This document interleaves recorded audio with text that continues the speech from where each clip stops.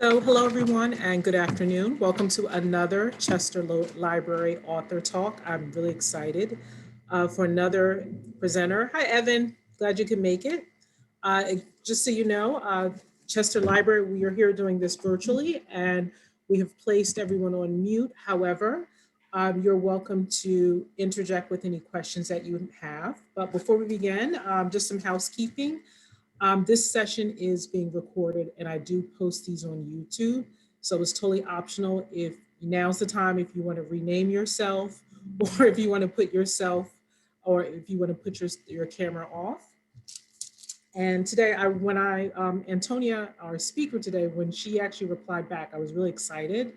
I couldn't believe it when she said yes. So that's why I'm so giddy today, more than usual.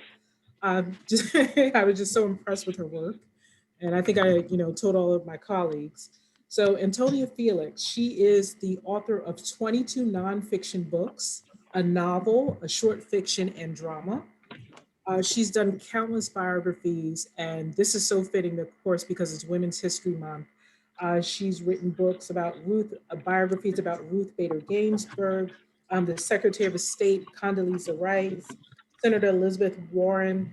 She's also been featured. If Antonia looks familiar, you've probably seen her on MSNBC, Fox News, or CNN. And so, just really a well rounded person. I'm sure this will be such an incredible talk about her latest book and her works. So with that, I'm going to turn this over to Antonia, excuse me. Thank you very much. I told you I'm too giddy. Oh, well, thank you so much for inviting me. I love this and, any kind of a library event because my first job in junior high school was at my local library in a small town in Minnesota called Shakopee. And I loved books and it was really fun to work there and to read everything I could get my hands on and talk to people who came in about books. They'd come in asking, I want to read something good and I have no idea. So I loved that job. So libraries have been a big part of my life forever and ever. And that's why I would never pass up a chance to talk at any kind of a library event. But so I just thought I'd go over how I got started in all of this, because I never started out. I really never thought I would be a writer growing up. And then I'll talk about some of the women I've written about, seeing how we're launching Women's History Month. And then I'd love to take some questions too. So first off, like I said, I didn't expect to be a writer, but I was one of those kids who was always reading. And the slide that I've got up here is from, I kept these little books. One of my fondest memories growing up, as far as being a student, was a class I was able to take between 5th and 6th grade in the summer.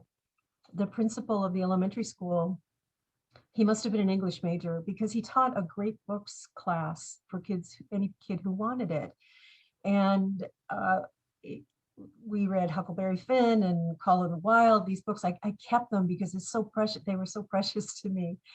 And the opportunity to read books, great books, and sit in a room and talk about them with other people was just, it didn't get any better than that for me. So that's such a fond memory. But in spite of that, I didn't think about becoming a writer. When I was growing up and all through college, I was training as a musician. I wanted to be a classical musician. I studied voice and bassoon, actually. For a long time, I thought I would end up being an orchestral musician. That was the plan. But singing, at one point, I finally had I felt I needed to make a decision between singing and instrumental playing if I really wanted to get somewhere. So after I moved to New York City, I focused on the singing explicitly. And that was a move that my husband and I made not too long after we were married. We moved to New York City in 1989, and we started studying with studying with rep coaches, taking acting lessons, doing workshops. I mean, just the whole shebang that you do to start to have some kind of a singing career. My husband's an opera singer. So But of course, if like being an actor or something, if you want to make a go of it, you have to get a day job, right?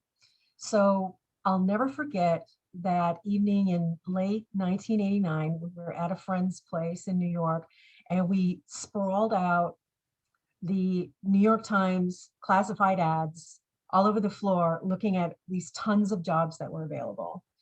And I thought, well, if I have to work all day somewhere just to pay the bills and everything, what where would I like to go? What do I want to do? And I had done every kind of job, as a kid and through college, waitressing, temp jobs, even a factory floor at one point. Um, and I thought, well, I'm here in New York. What would be fun to do for 8 hours a day? And I thought, well, I love books, so why not publishing? This is the publishing center of the world.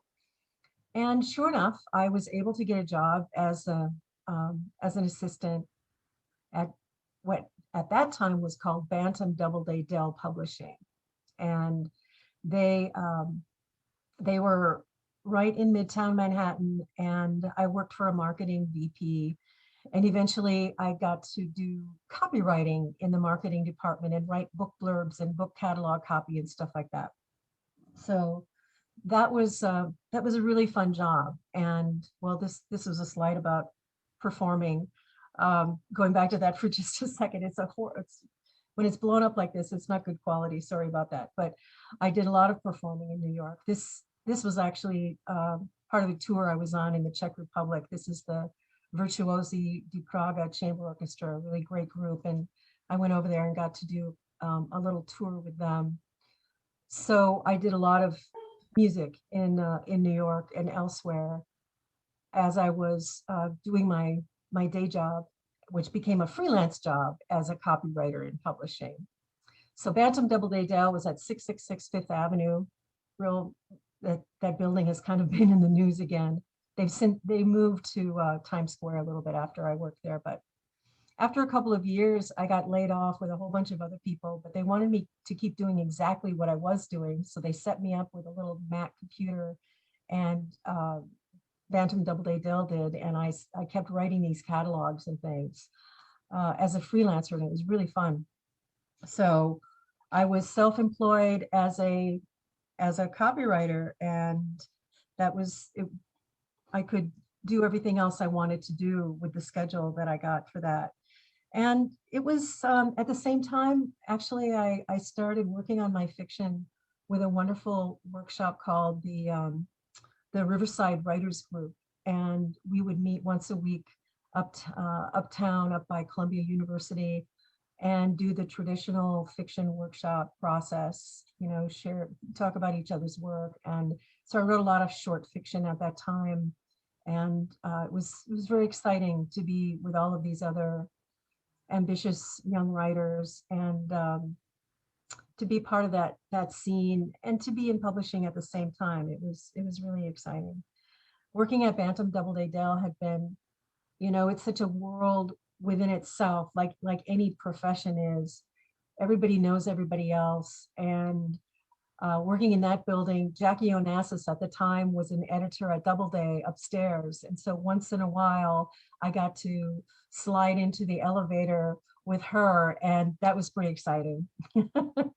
Everybody's polite, like they are in New York. They're not going to start chatting somebody up, but it was a really wonderful job. And even though it was copywriting, it really did help me hone some skills for writing all kinds of other things. When you're writing every day, that's a good thing, no matter what it is, what kind of material you're writing.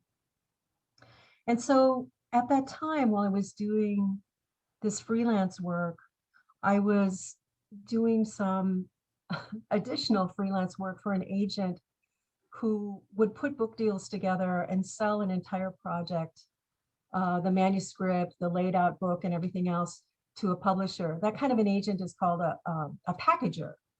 And I was doing some proposal review stuff for him, all kinds of things. And I found on his desk one day some correspondence that showed that he was looking for a writer to help this musician, this Irish singer, to help him write his own short autobiography as a book that he could publish and then sell at his concerts all over the world. He wanted, his fans had always asked him for a book.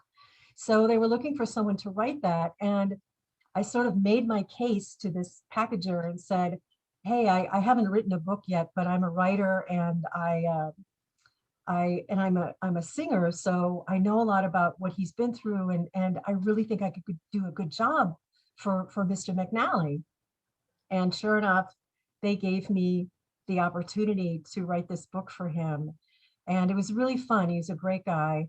And the little publisher that did that book is not even around anymore. I'm trying to remember the name of it.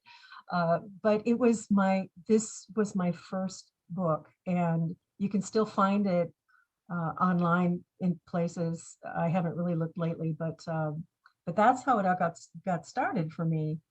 And on the basis of doing that one, my next book contract was for Taylor Publishing. They wanted an oversized paperback illustrated biography of Harry Connick Jr., who was still very popular, but really becoming a star back then. And so I got to do that book, which was a blast. And I spent some time down in New Orleans, and that was really great. So that was book number 2. And from there, things just snowballed. And I kept having these opportunities to write about people, about prominent people. And really, the first we're in New Jersey. Christy Todd Whitman was the governor. When she became the governor of New Jersey, I think she was the only one in the country, the only woman governor in the country. And I got to write a biography of her, which was really exciting. And then one of First Lady Laura Bush, and which was very, very popular book, because we were the first ones out of the gate with a biography about her. And then down the line, and I also wrote about men. General Wesley Clark, our former NATO commander, he was in the news because he was running in the Democratic primary for president at the time. That was a really, really interesting project, an amazing guy. And so, as I said, things really snowballed. And I also had a chance to write books about some musicians too. I mean, Harry Connick Jr. And then for St. Martin's Press, I wrote a biography of the Italian tenor Andrea Bocelli, who was really rising into popularity here in the United States. And that was a fantastic job. I got to go to Italy and interview some of his family members and tool around the little villages where he grew up in Tuscany. I didn't get to interview him because he had just signed a contract to write his autobiography with an Italian publisher. And that contract stipulated that he couldn't cooperate on any other books. So I didn't get to meet him, but I sat with his mother in their garden and talked about, asked her questions about him. And it was just a fantastic experience. I took a friend along who's a photographer who did a lot of pictures to the book, and it was so much fun. And I'm really proud of that book. So some musicians along the way, politicians, a nice mix that allowed me to use my background both in writing and in music, and that made it really special.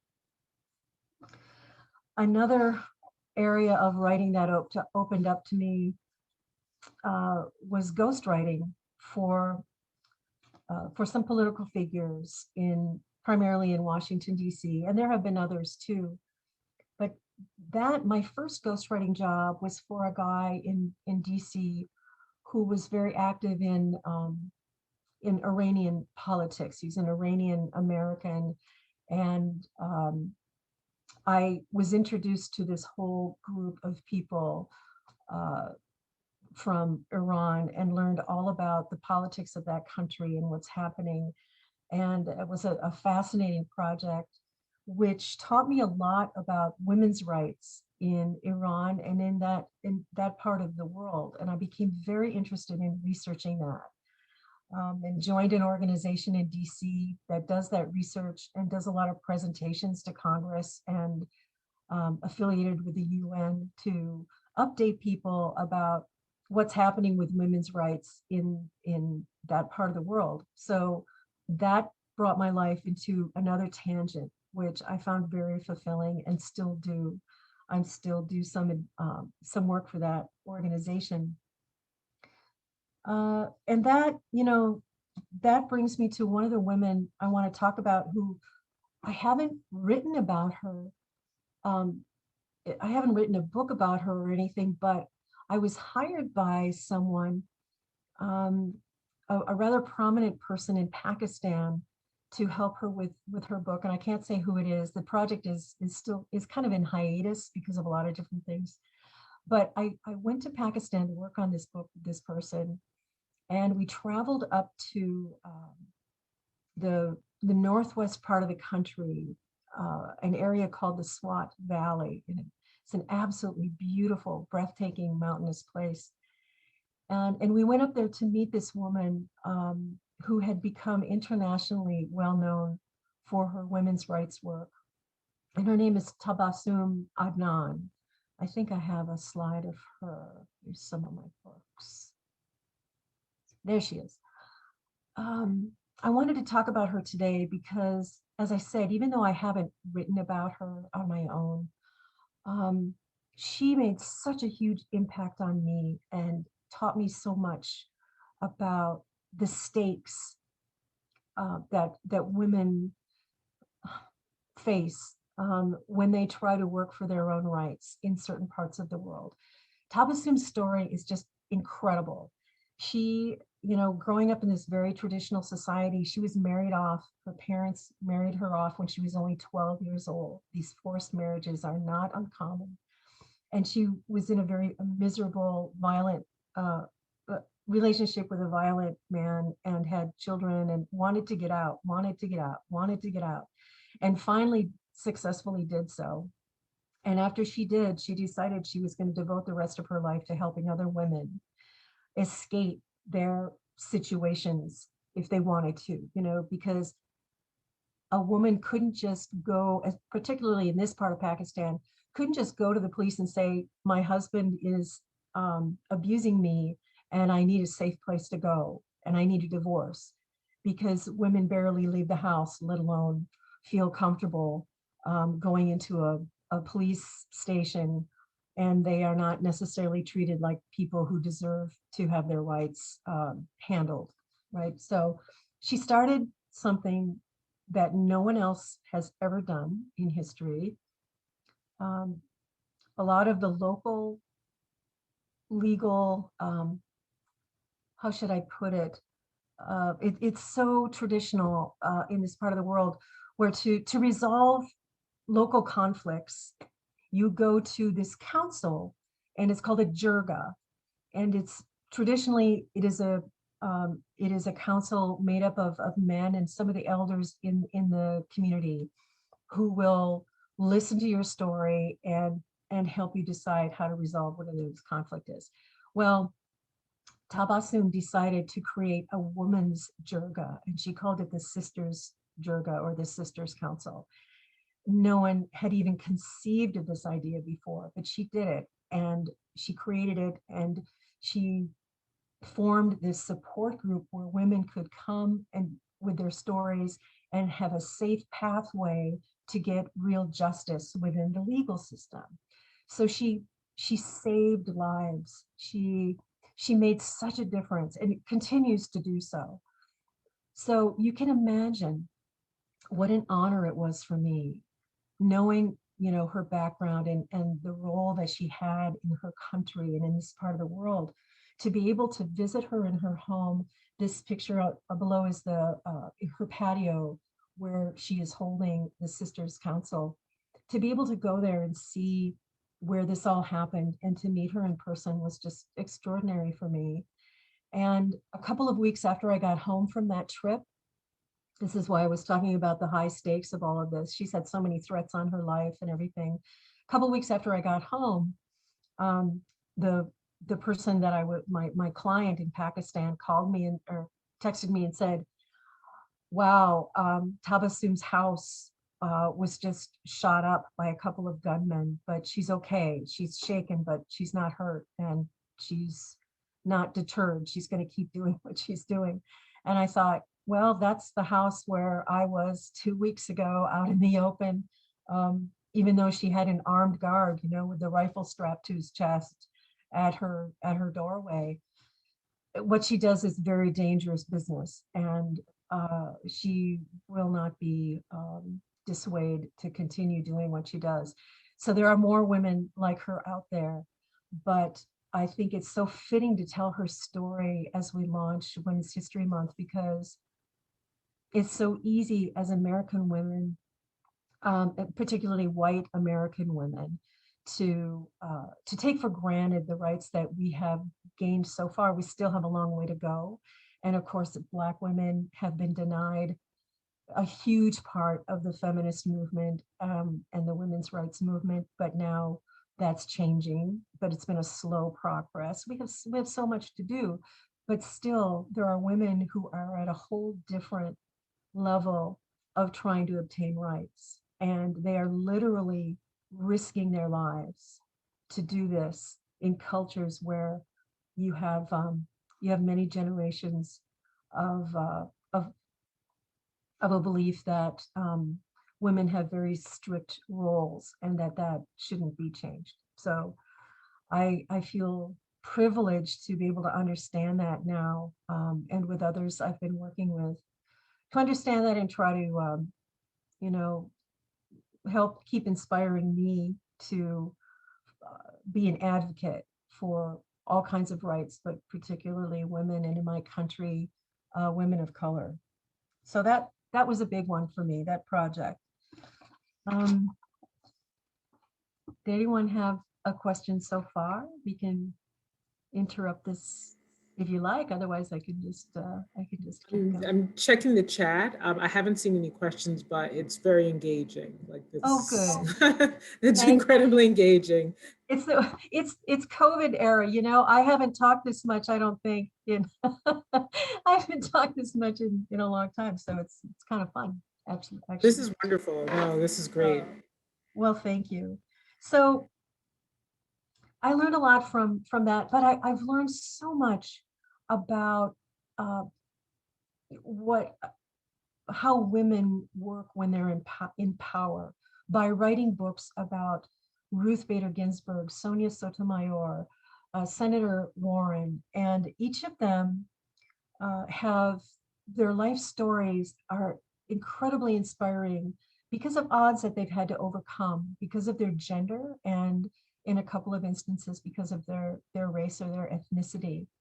So, for example, just starting off talking about Sonia, I can go back to this. If I have a picture of Sonia, I thought I did. I've got a window. Yeah, Sonia Sotomayor. I went to Puerto Rico to meet her extended family and to get the lay of the land. Her parents came from Puerto Rico, but she was born in the Bronx. But I wanted to meet some of her cousins, and she had gone to Puerto Rico every single summer of her childhood and young adult life to hang out with her relatives and everything. And it was just a fantastic trip. I met such incredible people. I'm so glad I got to do that. And one piece of her story that I wanted to share with you that I think is most telling about who she is and what her character is the story that goes back to when she was an undergrad. She had been the valedictorian at her Catholic high school in the Bronx. So she was, at the top, the cream of the crop of her high school class. And she applied for Princeton because a friend told her that she could. She had no idea that the Ivy League was even an option. And she got in on the affirmative action program. She got into Princeton, and it was an incredible culture shock. Here she was in a freshman class of students who were very privileged, who had spent summers abroad, who had had extensive prep school backgrounds, and had really learned so much more about literature and writing and history and everything than she had, even though she went to a good school. this level was very different and foreign to her. And she did her best that first semester. But during that semester, she handed in a history paper that came back just completely marked up in red. And I'm sure some of us can relate to this. Remember what that felt like. And she, in addition to feeling so vulnerable because all of these peers around her were like from another planet, for one thing, but then to have that vulnerability and then see that your work is just needs to start from scratch again was, I'm sure, a very, very tough thing. But she, from her perspective, it was an opportunity. She went right to that professor and sat down with him and had him go through and explain to her really what she needed to improve. What exactly do I need to do to work this out? And so she worked with him, and then she worked with her other professors that freshman year and that in her sophomore year to improve and really become a scholar. She, in the summer, she would get these books on English grammar and study them and really bone up on what she had missed as an English language writer and everything. Excuse me. So she took this as a challenge and she ran with it. There's a lot of other very leadership oriented things she did while she was at Princeton. But I wanted to tell this story because it's really inspiring. By the time she graduated, she had not only improved her writing and brought her academic standards up to that of her peers, but she won the top academic award that an undergraduate can get at Princeton. It's called the Taylor Pine Prize, and it's for academic achievement. So this is who Sonia Sotomayor is, not someone to shirk from a challenge, especially as a young person. I think that's even more difficult, but to take that and pursue, challenge herself to the utmost to achieve as much as she possibly can. And what a great example of why affirmative action is worthwhile. Here you have someone extremely talented with great intellectual potential, and she showed it. She showed everybody what she was capable of, especially herself. And then she went on to Yale Law School and proved herself once again, and then had a very interesting career in the law before she started getting into the federal court system. It's a really beautiful American story, and she's had a really interesting background as a lawyer. Excuse me, And Antonia. Oh, Sonia Sotomayor and Ruth Bader Ginsburg and Elizabeth Warren really working on those books really taught me about the not so distant past, the 1970s, when women were starting to go into the workforce, how hard it was for women who went into the law to be taken seriously and to really get into a career in the law after law school. It's a very interesting part of our history. And for example, Ruth Bader Ginsburg, you probably know this. She's, there have been 2 films about her now, and a lot of people know the outline of her story, but she graduated from Columbia at the top of her class, and for any man that it would have meant an instant apprenticeship with or clerkship on the Supreme Court. That's just the top of the top. But she really struggled to find any sort of work at all. And when she did get a job teaching at in New Jersey at Rutgers, she had to hide her first pregnancy with some loose clothes because she knew if they found out she was pregnant, they would fire her. And the same thing happened with Elizabeth Warren, her first elementary school teaching job. She got pregnant that year and she did not get her contract back. And she knew that she assumed, because this is what was happening all around her, that it was because she was going to have a child, that they didn't, they were going to give that job to somebody else.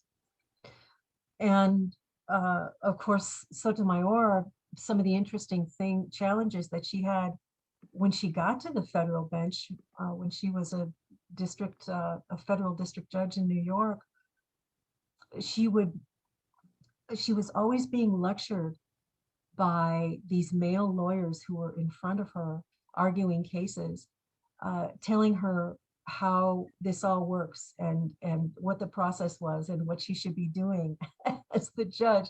And it wasn't just when she was a rookie, when she was getting started. This happened year after year after year. Judge, we should be doing this, or did you know that? And she just kept seeing it all the time. So these were the sort of experiences and barriers that women in the law starting in the 70s really had to contend with. And a lot of them, they get out of a good school with good grades and they'd get hired at a major law firm in New York or DC or something, and they would quit even not too soon afterwards because they were not given real work. Most of them were given secretarial work instead of getting to work as lawyers. So they didn't have the opportunities they thought they would have, and they didn't like that. They just wouldn't stay on. They didn't sign up to be a secretary. That reminds me of a funny story from Sotomayor. She said early on, she learned to never tell anyone that she knew how to type, because if they knew when they were in the meeting, they would always make her just do the typing, do the transcribing and all that kind of thing. So she said that was one thing she learned early. Never let them know you could type. So, Antonia, I had a question. oh, good. Oh yeah, sorry, it was so engaging. I didn't want to interrupt. Someone asked, "What do you think some of these powerful women or women in power have in common?" Well, that was, this is what I was just talking about, that these three that I mentioned were going into the legal career, a legal career, and that field had its own particular obstacles for women. But just as women, their gender did. This is something that they share, that there are barriers that they all had to face simply because of their gender. Ginsburg has spoken and written a lot about how being Jewish was, created barriers for her as a lawyer, as trying to get a job, being taken seriously, and just living with that discrimination, which could be very painful. A recent example of that was when my biography of Ginsburg came out in 2018, I believe it was. In the New York City subway system, they had some big posters, like they do as you're waiting for the train, big posters that showed the cover of the book. And let's see if I've got that handy here. I don't know if yeah, there it is. And there, at one point, some people marked up these with swastikas and things like that, and really desecrated this image in a very racially, aggressive, violent way. And that was just another, episode of that kind of discrimination happening in her life. So gender as well. As a matter of fact, she made a statement once, kind of famously, saying that she had 3 strikes against her from the beginning. I've got it here, something about being, I'll find it, because it's exactly what you're asking about. She had 3 strikes against her.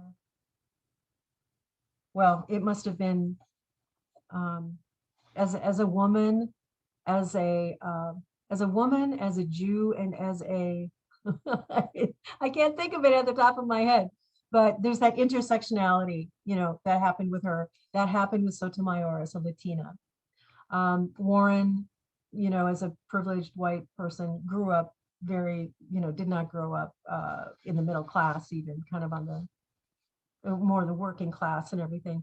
But she didn't, of course, as a white woman, she didn't have to deal with that sort of discrimination. But as someone trying to get into the law. There was a lot that went on. So some of the similarities, that they have in common are the barriers that they have to face that males do not. But on the positive side, I would say the research has shown us that women in leadership positions really do,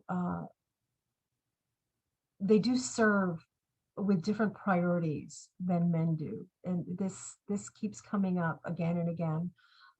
For one thing that they have in common is that they decide to go into politics or some sort of a real leadership, particularly politics, for very different reasons than men do.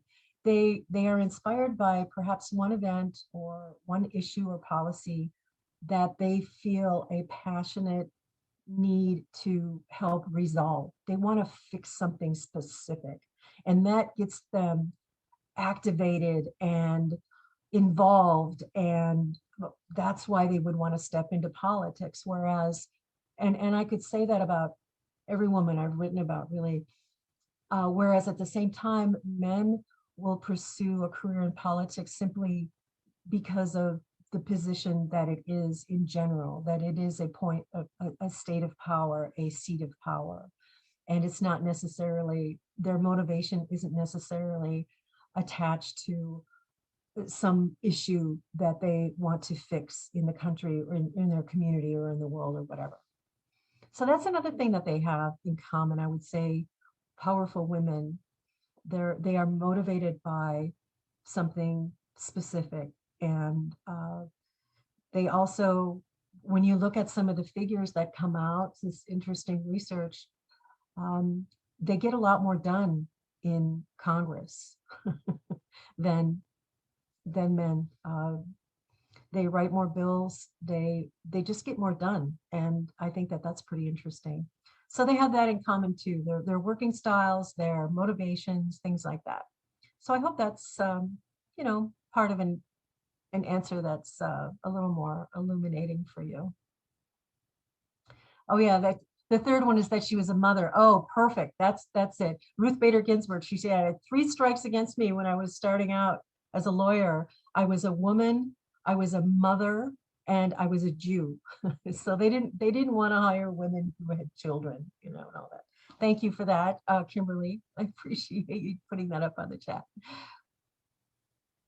So I learned so much. Each of these biographies and other nonfiction that I've written is sort of like going back to school and taking seminars. I had to learn about the court system. I had to learn about the culture of Puerto Rican families in the Bronx and in New York, and all of these things. And if you're a curious person, it's the perfect career because you just keep learning and learning and learning and learning.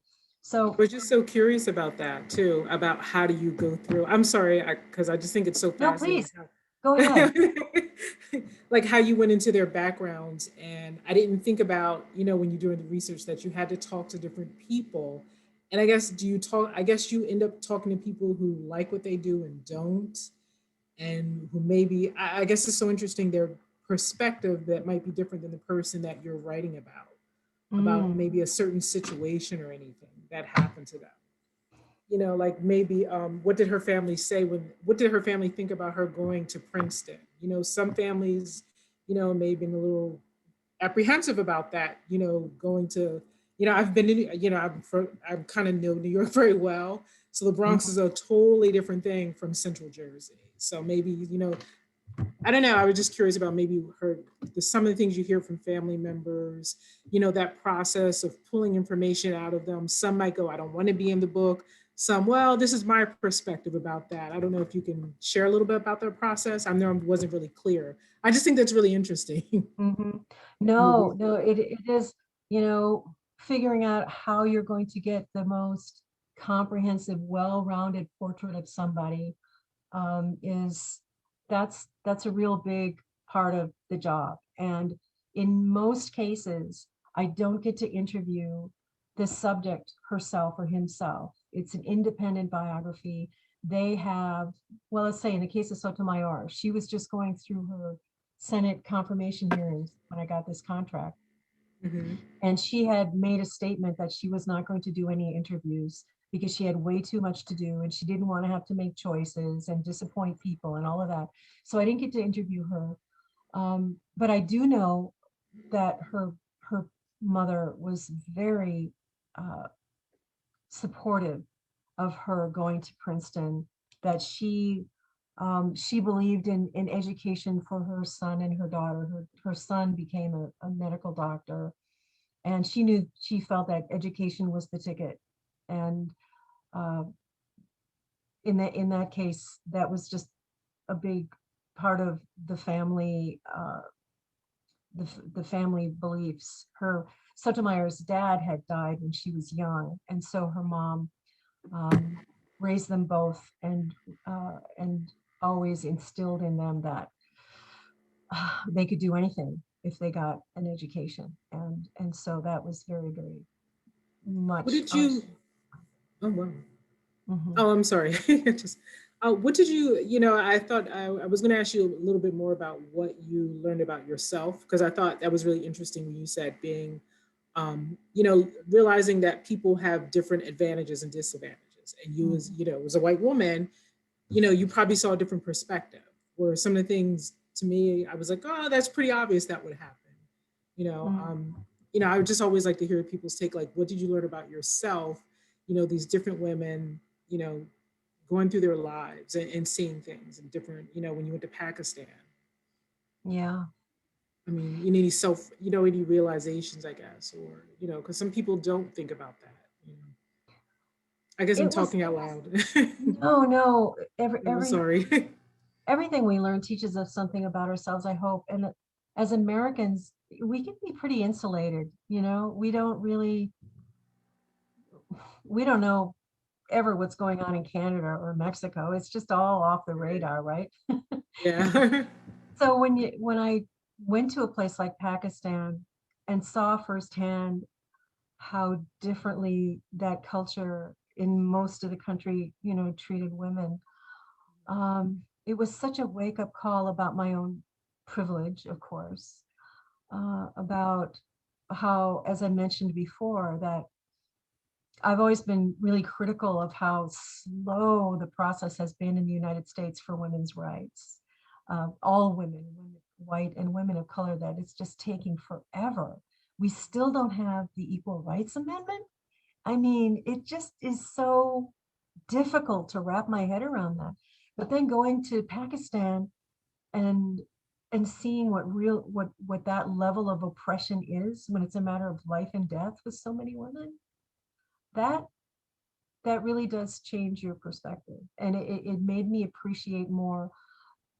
It really made me appreciate what Ruth Bader Ginsburg has done as far as gender equality in this country. I had no idea the impact that she has had on our country, on our culture, until I started writing that book.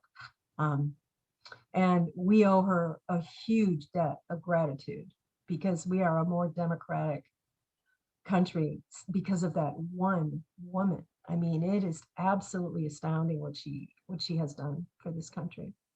So yes, I learned that it's really easy for me to take things for granted, and um, that's always a wake up call. I also learned that um, you know one thing that I found really interesting when I was working on the Warren book, Senator Elizabeth Warren.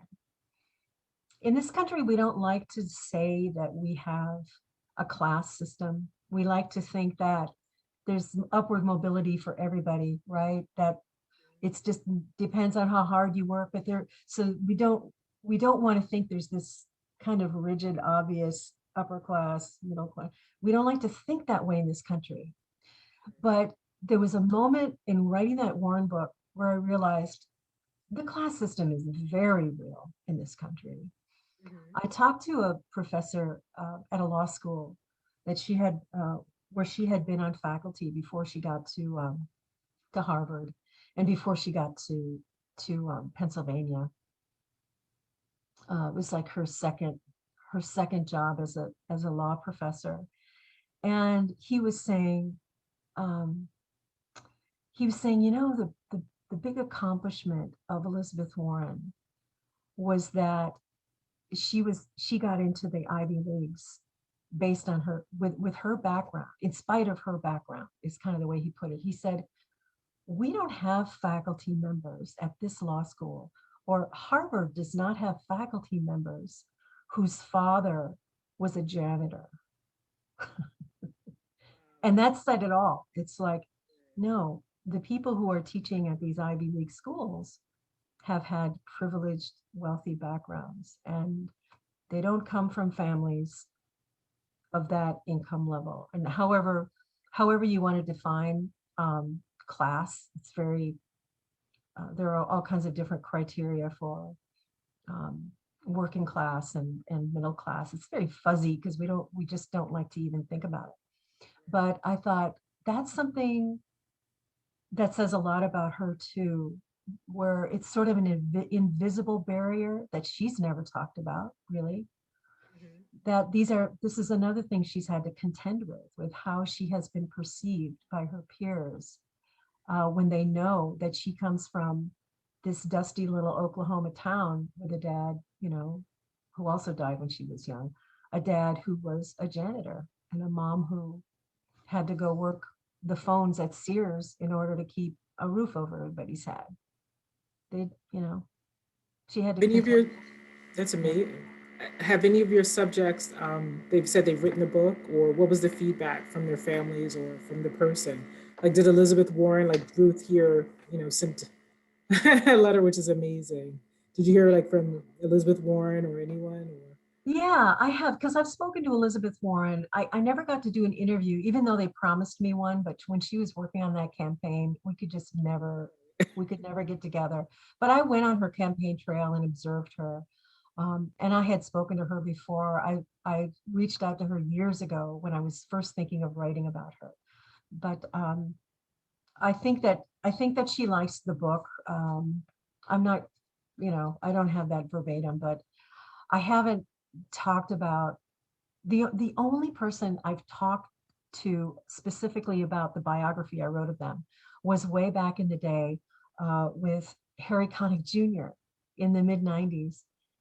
Because I happened to be, it's so funny, the book had been out for maybe a year, and I happened to be at ABC Studios in Manhattan because I was going to be talking to one of the guys on the Good Morning America about a book thing I was doing with him.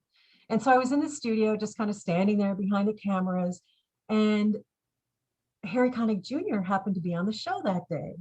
So when they cut for a break, I just very boldly walked onto the studio stage and introduced myself to him and shook his hand.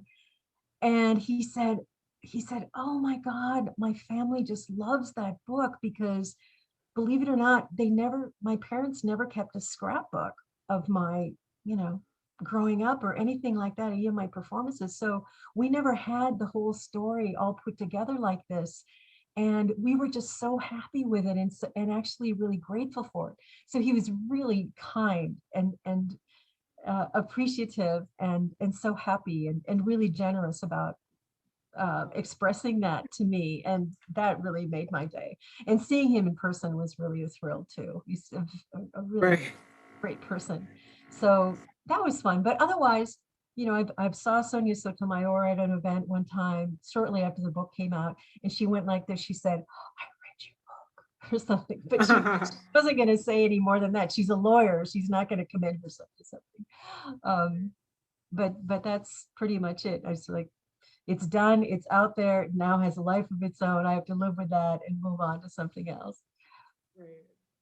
When you do the book, I always ask all the authors this. We have a few people who are writers; they're in our writers group.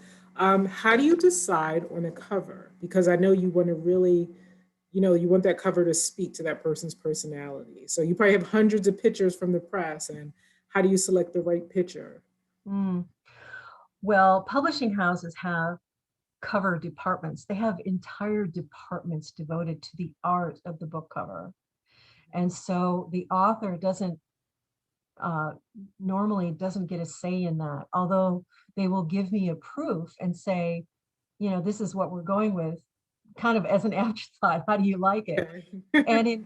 And in a couple of cases, I've had, you know, I've been critical of a cover strongly enough to say something, and they've taken my you know, feedback into account, which is great.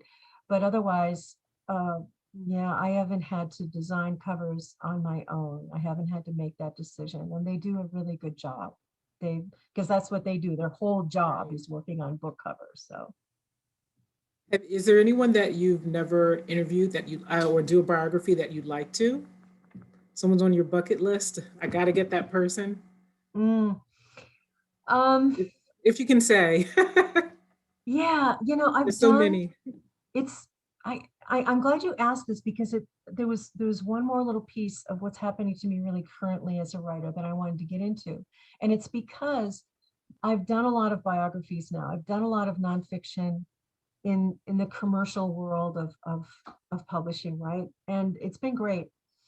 But one thing I wanted to mention that was that throughout my career, I've gone back to school to improve my skills as a writer. I went back, I got a master's in English Lit, and it's not just to improve my skills, but it's because I love literature so much that I love studying it. And grad school is so enriching and fantastic.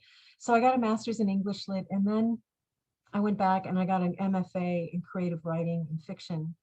And basically, that 3-year degree is another literature degree where you have to read like 35 books and be tested on them for 5 hours. And you just learn things inside and out. And then you have writing workshops interspersed with that, but it's kind of like another literature degree.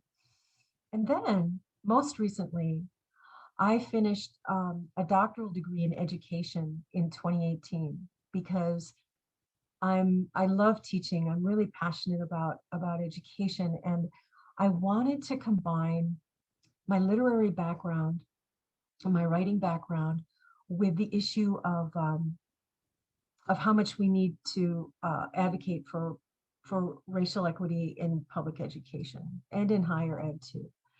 And so I did this degree in a fantastic state university in Minnesota, where the focus is on racial equity for leadership, for educational leadership.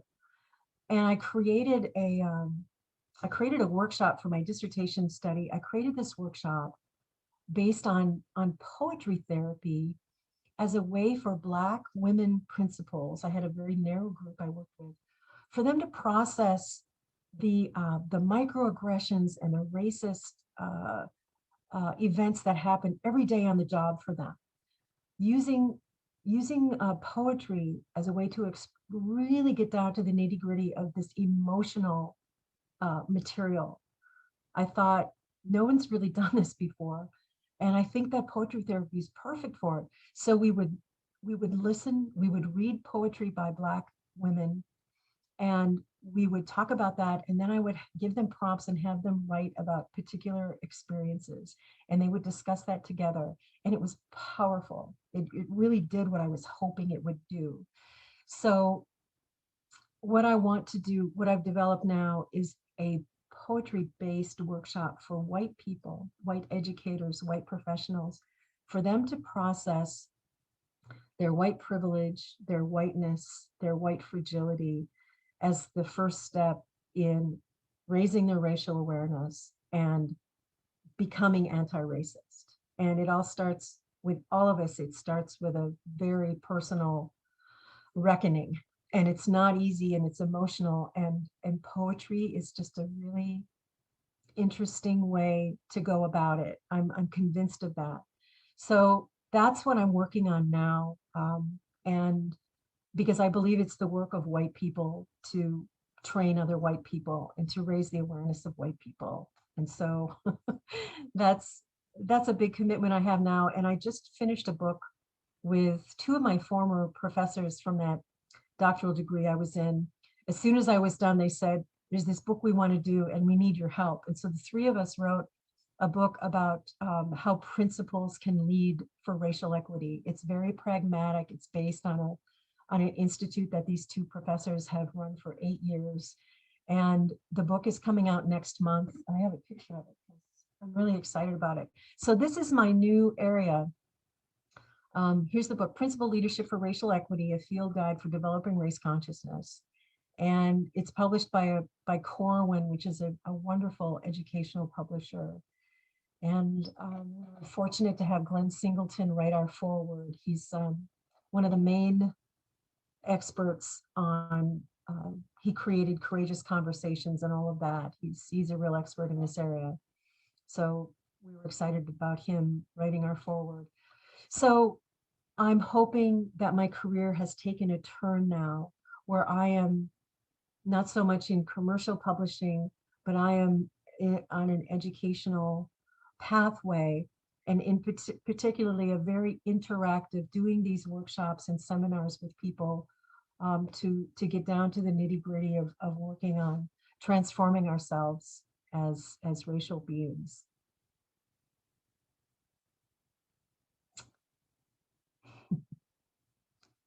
Oh, you're muted. You're muted. I'm sorry.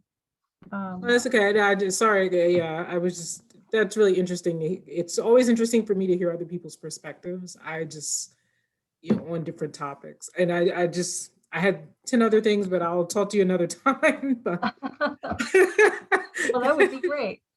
yeah, I was just like, oh, okay. But we had a question from Ted. Hi, Ted. He wanted to know, what is the best way for a beginner to get a book published? Well, a beginner, somebody who hasn't published anything yet. I mean, the publishing industry is very, there are gatekeepers, there's one, it's opening up because we have a new whole slice of publishing that's sort of a hybrid business model, where there are publishers now that do good work and publish good work, who kind of enter into a financial partnership with an author, where instead of giving you an advance when you sign a contract, you agree to put up some of the money for producing this book in exchange for a higher royalty payout than you would probably get with a traditional publisher. So that's opened up another whole wing of opportunity for new writers. But for the most part, you have to start by getting an agent, because the traditional houses, and perhaps even some of these hybrid companies, they don't look at manuscripts or queries that just come directly from the writer. They only work with these gatekeepers, these literary agents, who are the middlemen, the middle people who will only accept something that seems like it is worthy of consideration.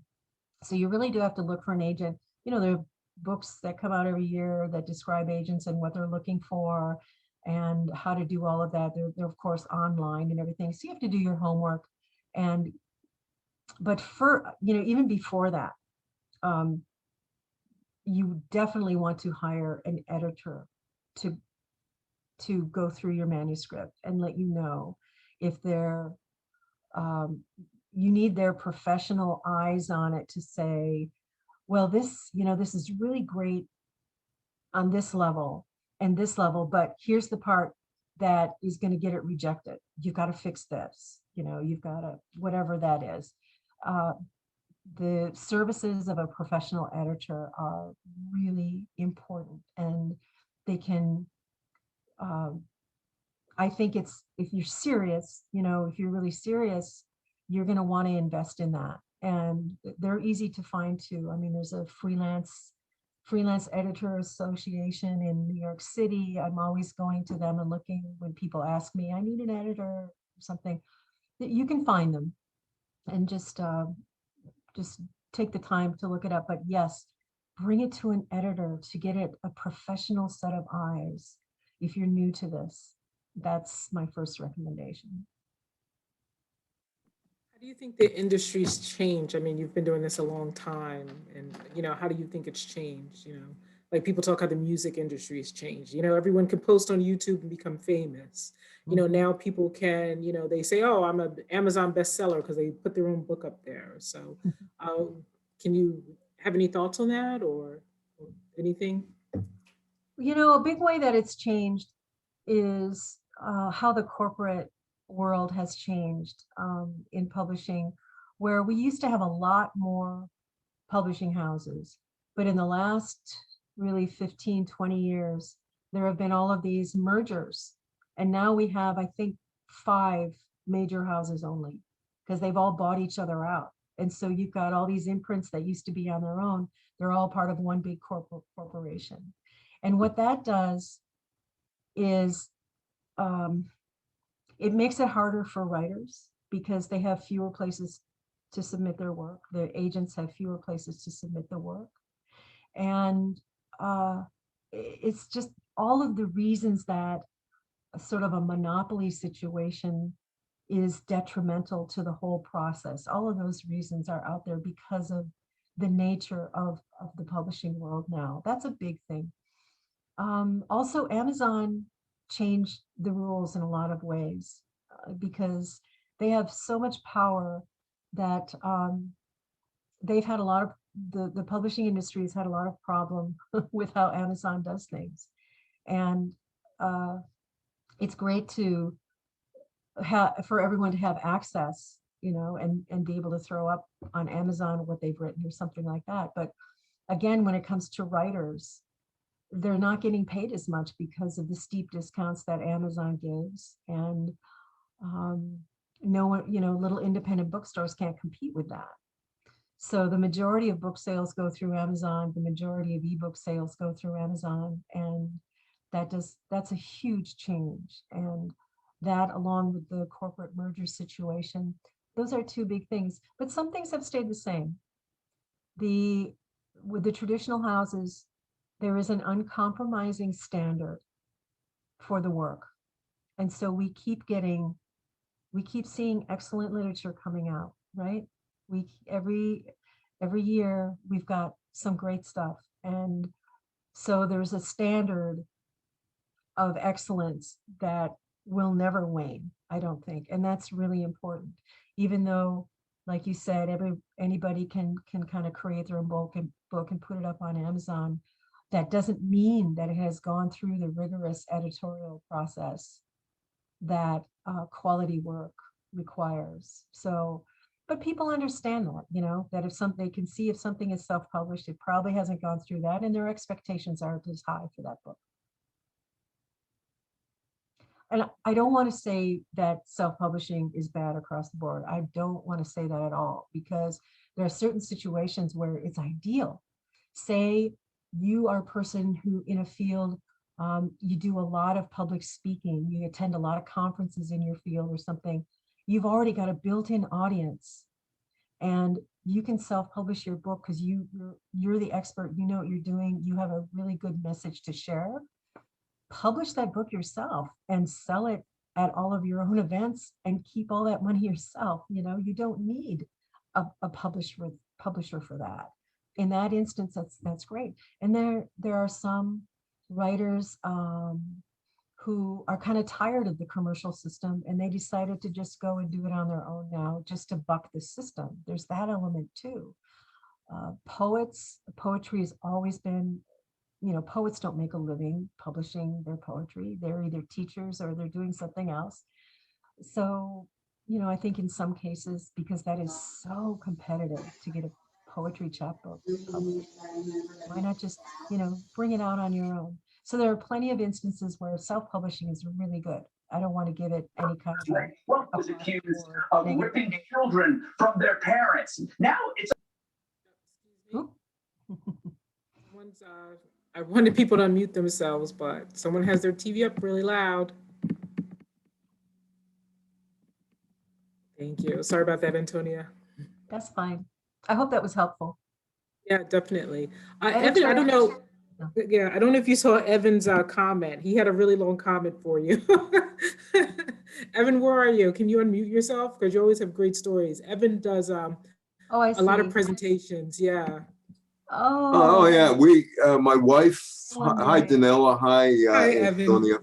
My wife goes to a beauty parlor on Lafayette Street, Jeffrey Mhm. Chang, and who is there is Sonia Sotomayor, who I met in 1995, covering the baseball dispute. The Players Association filed a grievance against the owners and went to the went into the National Labor Relations Board. And Listen, I had a whole chapter written on this one yeah, decision. I wrote yeah, up a whole chapter and my editor said, you know, you kind of gone crazy about this because I love baseball. And she said, you have to trim this down and insert it into another chapter. You can't have a whole chapter about this. So I know exactly what you're talking about, my friend. so she spent a half hour explaining to me because she Oh, that's felt so bad cool. that she really didn't talk to the media afterwards. And then she Yeah. said, we do recreations of the Supreme Court decision of 1922. That was before Zoom. So she said, if you're in Washington this week, come as my guest and observe. She ought to do Oh, it now on Zoom because they do that every year, how the Supreme Court, in her opinion, was wrong in giving baseball blanket antitrust exemption. So, but she was very nice about it. And she said, yeah, she said, I should have talked to the media afterwards, but I never did. So oh, it that's was so interesting. 1995. And Yeah. the funny thing about that was in the New York Times the next day, I see a picture of me and Don Fear walking out of the courthouse. But Don Fear was the Players Association executive director. And I sent the picture to Don's wife, Stephanie. She said, we don't have that one. I said, I didn't know it existed until I did a search on myself for a picture, and there it was. But yeah, she Oh, that's a great felt story. obligated to tell me that she was sorry she didn't explain it all to us that day. Well, maybe she's happy that it's all explained in the book. Yeah, there you go. There you go. Yeah. I am going to walk my granddaughter now. So I took my Okay, Pfizer shot today. I will see Donnella on March 10th. We're going to do a woman's talk next week. Thanks, On Evan. Title IX. Yeah, Nice to meet you. Thank you. and Joan said that, thanks, Evan. And Joan Yep. said this was a very interesting talk. I was trying to unmute Joan. She's one of our patrons, comes a lot. Let's see, Joan, Lisa, anyone else? Oh, As we yes. wrap up. Hi. Very excellent presentation. Very Thank you. informative, very inspirational, and very well done. Thank you very much. Thank you so much. It was great. Antonia, this is great. Antonia, you did great. You talked for a whole hour. This is wonderful. Don't get me started. It was, I know, great. Yeah, I'm trying. I mean, it's funny you were talking about that because I'm planning on, I'm trying to moderate talks for the League of Women Voters. So it's kind of interesting how you say people start out. You never know. Yeah, absolutely. This is wonderful. Again, anyone last questions for Antonia? I just also wanted to say thank you so much. It was so informative, and I'm so sorry I wasn't able to watch it from the beginning. Are you going to post this anywhere? I see it's being recorded. Yes, I will be recording. I will be posting it on YouTube because I had a lot of requests from people that wanted to come. So if I don't, I'll be in trouble. And thank you so much for Antonia for speaking, but also for writing these books. I can't wait to read them all. Thank you. That's kind of you. Thanks, Laurel.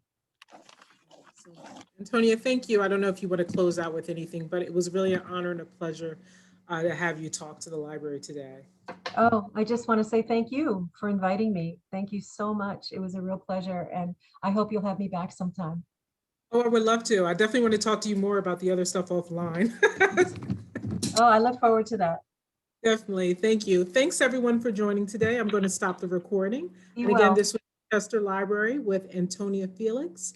And thank you all for joining another wonderful author talk. Thank you, Antonia. Thanks very much. Thank you, Goodbye. Antonia. And thank you, Donnella, too, for all your great work. Thanks, Joan. It's always nice to have you here.